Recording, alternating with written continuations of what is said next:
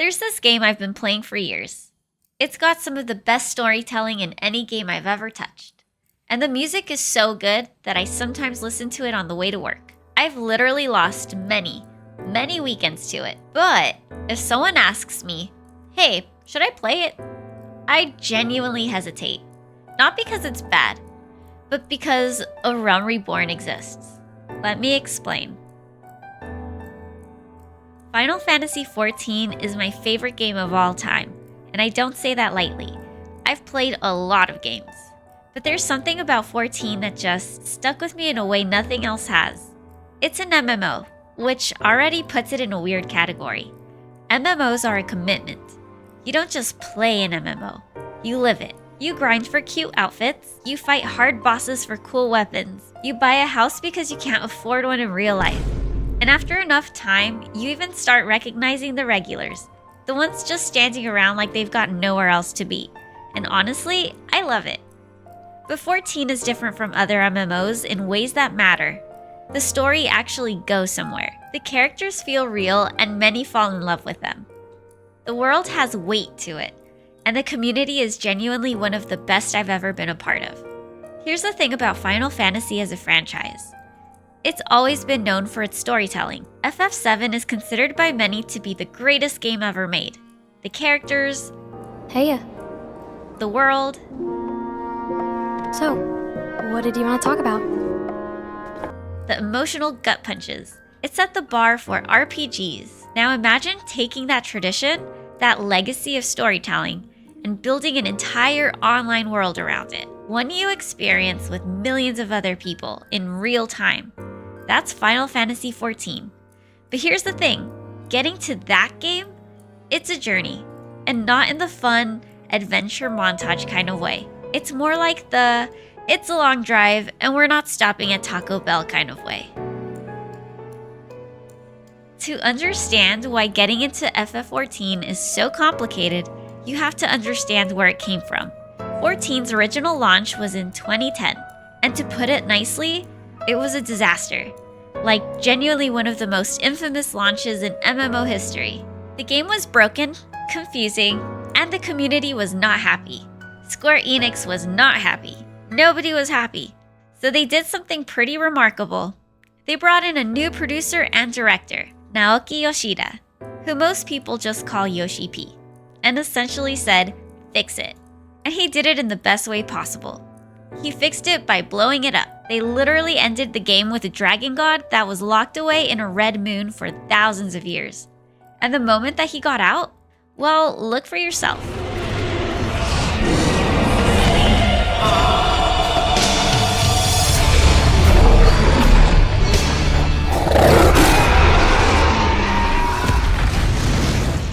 It was cinematic, dramatic, and just plain catastrophic. It was also a metaphor for Square Enix saying, we get it, and we are starting over. A Realm Reborn launched in 2013, with a new engine, new servers, new world, new story. And Yoshi P and his team, who were under enormous pressure to prove that Final Fantasy XIV could survive, they came out swinging. They packed A Realm Reborn with tons of content, quests everywhere, world building everywhere, and lore, so much lore. At the time, it was probably the right call. They needed to prove the game was alive. A decade later, however, that content has become a huge wall that every new player has to climb before they can get to the good stuff. I consider A Realm Reborn as the great filter. And without getting too complicated, it's the idea that on the road to something great, there's one obstacle so brutal that most people don't make it through. That's A Realm Reborn. For starters, it is really, really long. The main story, which is mandatory, clocks in at roughly 100 plus hours if you're reading everything and watching the cutscenes. And look, I'm not going to pretend that's all bad. The story does have amazing moments, but the pacing is where things fall apart. Pacing has never been 14's strong suit, but it's especially bad in A Realm Reborn. You start as nobody, literally just some adventurer who wandered into town, and the game eases you in by sending you on errands, which is fine for the first few hours of the game. But the thing is, Those tedious errands never really stop, even hundreds of hours into the game. After you've saved the world multiple times over, even deep into Endwalker, where the literal fate of the universe is on the line, the game will still ask you to walk across a zone, click on a glowing thing, and stand there for 5 seconds, and then you pray return to the Waking Sands. Now, multiply that 250 times. To be fair, the devs actually acknowledged this a few years ago. Square Enix went back and cut a significant chunk of the main story quests in A Realm Reborn. They trimmed some of the fat, but the core problem is still there. A Realm Reborn is a slow burn, and we live in a world where people skip anime intros, doom scroll TikTok at 2x speed, and complain that a 2-hour movie is too long. Here's the thing though, I've thought about this a lot, and I think the best comparison I can make is this. Playing 14 is like reading a long book, like The Lord of the Rings. A book that doesn't rush and will spend 3 pages describing a landscape before anyone says a word. And to be fair, some people love that. That attention to detail, the character building, that sense that the world existed before you open the book and will continue after you close it. Here's an easy way to know where you land before you even start 14. If you love getting lost in a book, you're probably going to be fine with A Realm Reborn. The pacing will feel familiar, and the slow world building will scratch that itch. But if you want non-stop action in your video games, the MSQ is going to feel like punishment. However, 14 does have exactly what you're looking for. The raiding scene is genuinely some of the best, most demanding combat content in any MMO. It's just sitting on the other side of a very, very long story. Just think of the main story as the price of admission. Because here's the catch. All of it is gated behind the story. Every bit of it. You're looking at 100+ hours of solo quests before you're even knocking on that door. What you need to know is if you come into it with patience, with genuine curiosity about the world and the characters, it rewards you in ways that most games simply don't. The payoff is real, and you'll be watching a cutscene at 2 AM quietly losing your mind. But if you're not in that headspace, if you just want to jump in, do cool stuff, fight big monsters with your friends, A Realm Reborn is going to feel like homework. And I can't in good conscience tell someone, oh yeah, just push through. It eventually gets good, without acknowledging that pushing through might mean 200 hours of content that doesn't fully click for them. That's a really big ask when most people just want to get home from work and turn their brains off for an hour or two. But here's what I can tell you. If you make it past the filter, if you reach the end of A Realm Reborn, go through the 80 quests in the post patches, which do have some of the most memorable moments of the game, you will hit Heaven's Word.